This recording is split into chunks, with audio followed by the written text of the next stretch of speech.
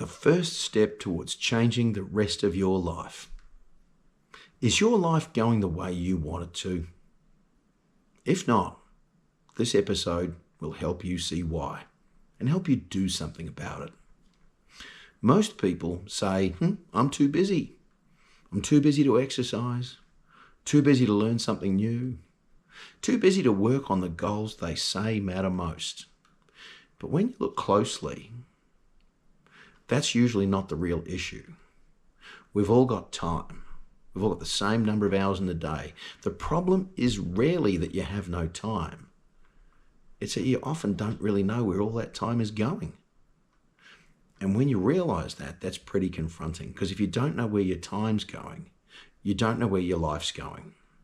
Once you see how much time disappears into distraction, doom scrolling, inefficiency, procrastination, do that later, and habit, you can't really unsee it. That's why your life isn't going the way you want it to. Let's dig a bit deeper. That's why awareness of your time and how you spend it matters so much. No guilt, no pressure, just awareness. If you know something about it, you can do something about it. My name is Brian Dance. I've spent more than 30 years working in business, leadership, and high-performance environments. And one thing I've consistently noticed about time is this. People often believe they have a time problem, and what they actually have is an awareness problem. This podcast episode will help you with that. Welcome back, by the way, to The Long Way Forward. This is episode 37. And today I'm talking about something simple, practical, and powerful. A time audit. Because before you can improve how you use your time, you need to understand where your time is already being spent. Time audit. We'll let that concept sink in and we'll come back to it in a moment.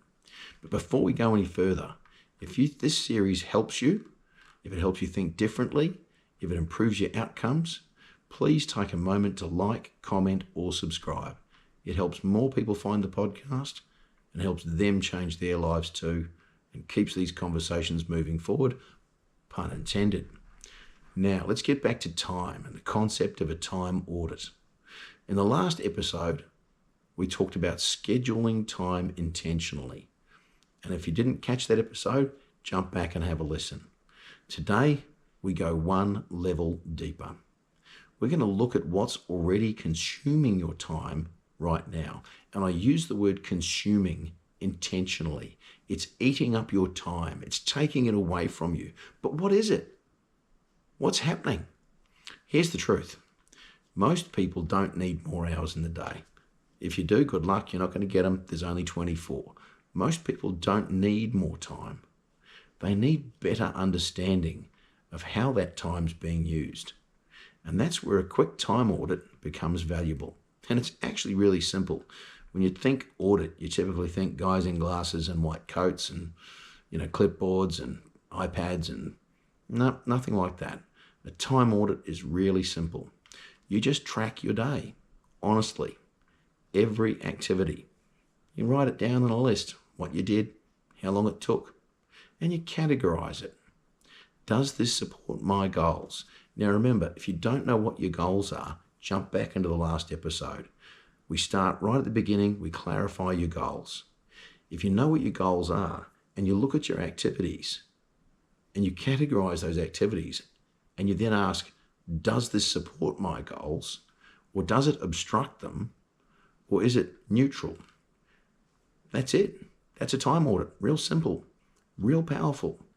You'll look at that list and understand if what you do is moving you in the right direction or literally wasting your time, consuming your time for no reward.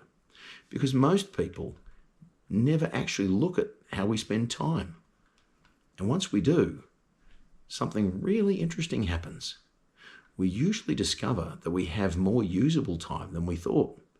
It's just leaking away, being eaten up in small, unnoticed moments. 10 minutes here, 20 minutes there, doom scrolling, distracting, daydreaming, inefficient habits, repeated interruptions from other people who don't value our time because they're busy doing their thing. Individually, none of it feels significant, but collectively, when you add it all up, it's massive. It's taking your time away. You can't achieve what you want to. It changes your outcomes. It changes your life, and not in a way that you want it to. So we've got to do something about it. Let's make it practical. Let's look at shopping.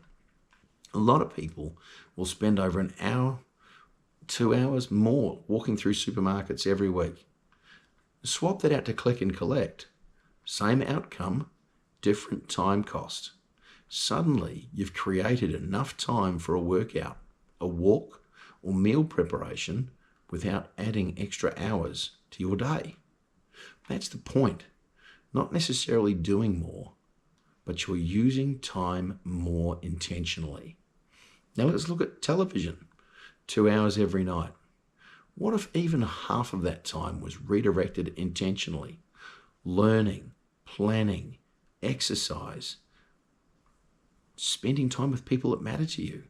Recovery from exercise, not recovery from the people, recovery from the exercise. Preparation for tomorrow. Now you've created capacity without creating more time. Yeah, you missed out on Days of Our Lives or Coronation Street or, Survivor or I'm a Celebrity, Get Me Out of Here. What have you really missed? Nothing. And you've done something useful for your future. Now in business, meetings, emails, admin, context switching, how much of it is genuinely necessary? And how much exists because of poor systems, unclear communication, or distraction? Often the issue isn't workload. It's inefficiency. A 10-minute task becomes 30 because focus disappears.